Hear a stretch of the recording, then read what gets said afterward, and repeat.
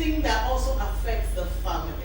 And we have tagged it, Omugwo Is Not Vacation. Just in case you don't know, Omugwo is an Igbo word for the process by which a family member takes care of a new mother and her baby. Typically, it is when your mother-in-law comes in to help, taking care of you and the new baby when you just put to bed, all right? The importance of this practice is such that the new mother can ease into her new role of motherhood through the experience of the mother-in-law. Typically, that's what this is supposed to be about. And Omugwo is also helpful, although there might be friction sometimes between the mother-in-law and the new mother because of difference in ideas. For instance, your mother-in-law is from the old generation, the new mother is a Gen Z, you might clash, But then the whole Omugwo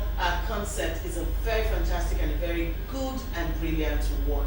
But over time, we have all seen that sometimes when mother-in-laws come for Omugwo, they leave sometimes on a not very happy note. Maybe there will be quarrels in the homes, and there will be so many issues arising from that because of one or two things that might have taken place. Anyways, we're talking about this today because a TikTok user outlined why African men and their mothers shouldn't see Omugwo as vacation.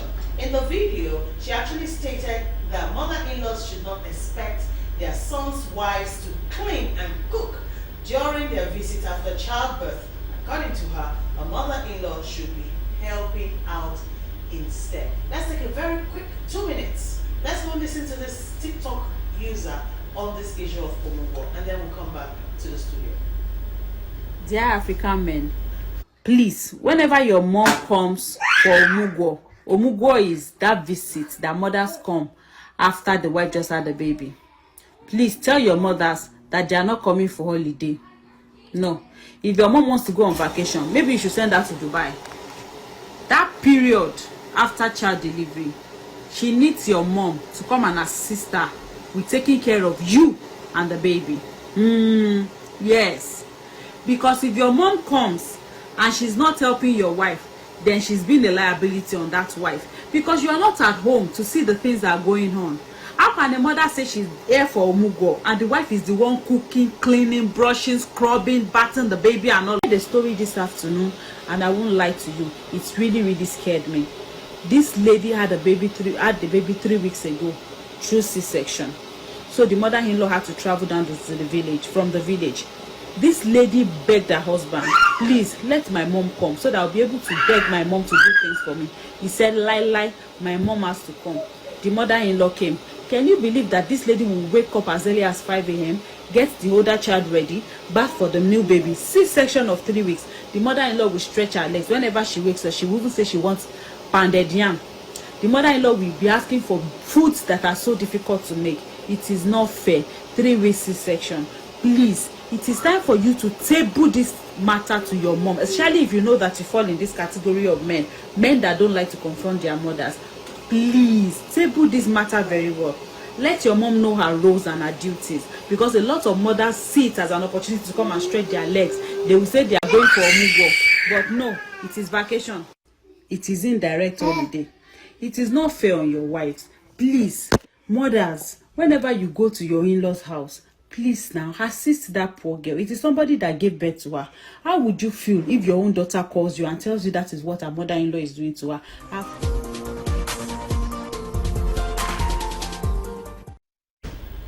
Welcome back. So, Omugwo, according to that TikTok user, it's not vacation for mother-in-laws. As a father of 4. Tell me your Omugwo story. Yeah. I'm always laughing. Let me share my experience. Okay. Yeah. I had a cross-cultural marriage. Okay, yeah. I'm Yoruba, my wife is Igbo. Yeah. And Interesting. I understand those. In fact, it's played out even in the traditional wedding. If I I understood right away that there are certain things I must put my foot on the ground to establish as a matter of principle. Yeah. Now, many mistakes men make is that they wait to get to that bridge before thinking on how to cross it. And that's a very, very big mistake. So when I saw how things played out at the marriage scene, I sat my wife down and we decided together that one, no family member would visit impromptu without informing us, minimum of a week notice. Yes, So, and the funniest thing, I felt culprit. I was the first person to be guilty of that, and I addressed it. Oh, it was my younger sister. Oh wow, it's a rule in my house, so you have to cook out today. Thanks for coming, and I gave her tea fare, and she went back after 2 hours. But next time, Wow. please tell others to give me a 1 week week notice. notice. Now, when within few minutes, my wife already sent the information because I did that to my own younger sister. So there was no excuse. So now because I had done that, they understood that we run our own based on principles, not on looking at who Or is involved sentiment. or for sentiment. Now, before we got to that bridge, I found out that whenever my mother-in-law comes visiting, she helps my wife with things. But when my mom comes, she doesn't. So it was intuitive for me to know that it would be better for my mother-in-law to come when my wife puts to bed than for my mom to come. So we just have to address it. I just have to tell her, Mom, don't worry, you will come, the two of you can come immediately after delivery, but you will leave after the naming, after the christening. Then I will tell you when next I want you to come. The onus is on the man. Seriously. All right, because of our time, Yeah, Gen Z ambassador. Is that a thing? Not as a move for you guys, anyway. Well, to go there, I think our own problems start from when they are still single. There was a conversation you said earlier about parents making decisions for their children. And so when people are single, they're not able to address that. If they're not able to address that while single, this Omugwo conversation will be a big deal in marriage. And so you see people that go to school that it's their parents that make decision for them. The school they go to, the course they study, like NYC where they are posted, even the job they are doing. So you can't expect somebody that mommy is making decision for you. In fact, if they want to get married and they bring someone to their house, mommy will say, no, you can't marry this person. Because they don't trust them to make good decisions for their life. So I used to advise people that before you get married, let them know your stand. Let them know that you have sense, that you can make good decisions. I mean, for yourself, when they trust you like that, so anything you're bringing to the table, you're instructing them to do, they will follow. Even if you have an overbearing mother, she would also know where to draw the line. Yes, because they will believe that there's a track record that, oh, you've done this before, you've done that before, so they will be able to follow suit, whatever you tell them to do. But in cases where nothing is being done and Omugwo situation is not coming, you are telling your mother, I mean, it's going to be a big problem. I pity that wife. Anyways, let's go to Amaka. Amaka, of course, you are a woman, a wife, a mother, and it all. Okay, so you understand better what that TikTok user is actually talking about in that video. So can you relieve, some of your experiences and also the way out, for a lot of wives who have found themselves in this dilemma? Welcome. Working with couples on this Omugwo matter, and I want to put it clear, right? Further buttress what you already said, buttress rather. So the truth is, Omugwo period, especially that first 3 months, is a TLC season for the new mother. TLC is tender loving care. In fact, it's a season where you are helping her to recover. It's expected that you, as an elderly woman, understand childbearing, and there are some things that are even still remaining inside her, that you have a skill for helping her push out. And so when that is done, she will go and rest, because journeying 9 months with another human being in your system is no joke, right? Where I'm coming from, proudly Igbo on this matter, other matters, proudly Nigeria. All right, where I'm coming from, those times the woman, it is advised like that the mother of the girl comes that period. If, for instance, if you have not created a strong relationship with your daughter-in-law, you have no business going to her house for Omugwo. Why? Because you have not settled in, and she's probably maybe she had her baby within the first 1 year of her marriage. She's a new wife. Yes, she is. All right.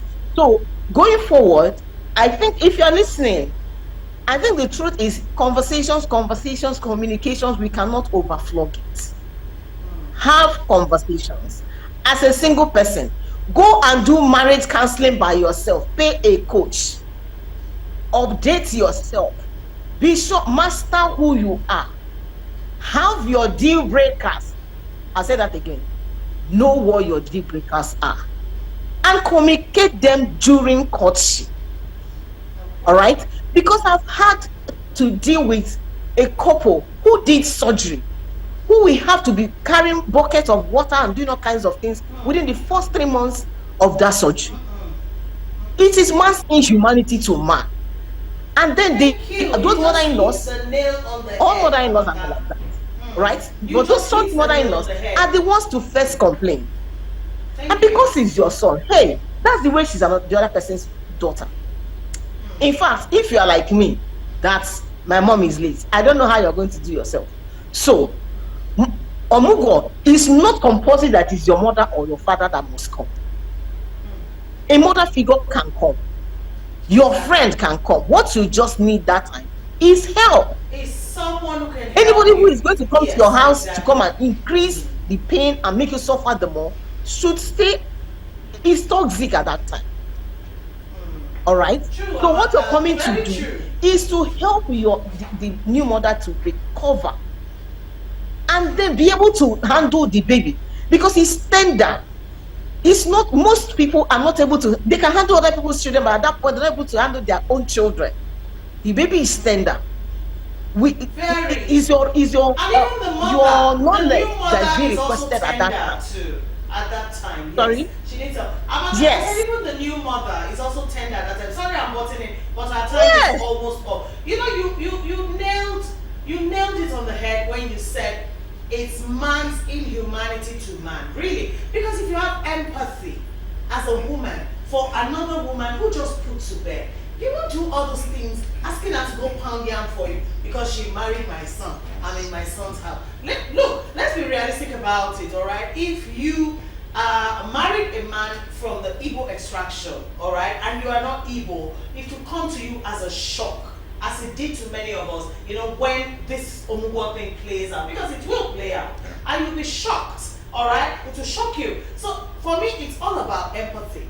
If you're not empathetic to the other person, it's terrible. I mean, a woman who just put to bed, she's still very fragile. It's not a time for you to come and be doing, to be requesting for continental dishes and delicacies. No. It's not. Now, I heard a story of a young lady who put to bed her first child, first experience as a mother. And she came back home from the hospital. The first day, she came back home from the hospital. All right, the mother-in-law came with them from the hospital straight to the house. And the next morning when she woke up, you know, and the first thing the mother-in-law told her was, hey, pack your bed sheet and go and wash it now. You know, she said, blood stay now. You know, like, I heard the story, I'm like, no, how is this even right? All right, at that point, she's just still trying to manage the little strength she has to perhaps to breastfeed the baby or even stay awake at it's not right, all right?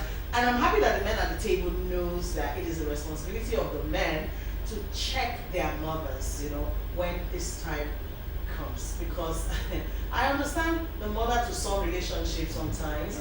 A lot of guys are very clingy towards their mothers. I have sons too, so I know, all right? Yes, I know. I intentionally am cutting those by myself. I'm like, please, look. Go and get my leave me alone. You know, like, because you don't want it to become a problem in the future, because it will play out. All right, but I don't know why there's always competition between the wife and the mother-in-law. Till tomorrow, it is still not make sense to me. But quick last words, please, so we can get out of the studio to the young ones watching there. Right? And anyone. Okay, quickly, so 10 seconds. I believe that in life we keep learning, so we should be open-minded. Just like we said, we should be open-minded. Don't disrespect people. It's okay to hear your opinion, but make sure, you take caution. Don't just talk to people anyhow. Right. And I believe everybody deserves respect, both old and young. Femi. Very quickly, I'm of the opinion that we can learn from anyone, anything, and we should just remain open-minded. All We're right. willing to learn. Yeah. Thank you so much. Amaka, quick last words from you in 10 seconds. Anybody that you don't want to adopt as your son or daughter, don't allow them to get married to your son or daughter. Because in getting married, you must be willing to adopt her as your daughter or adopt him as your son. That's where you'll be able to deal with that seamlessly.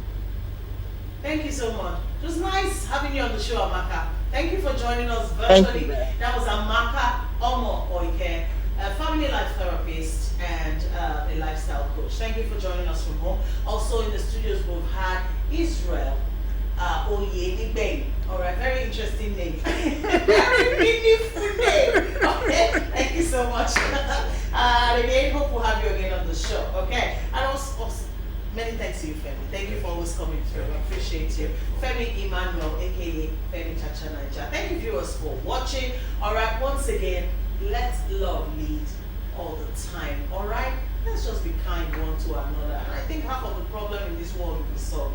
See you next time.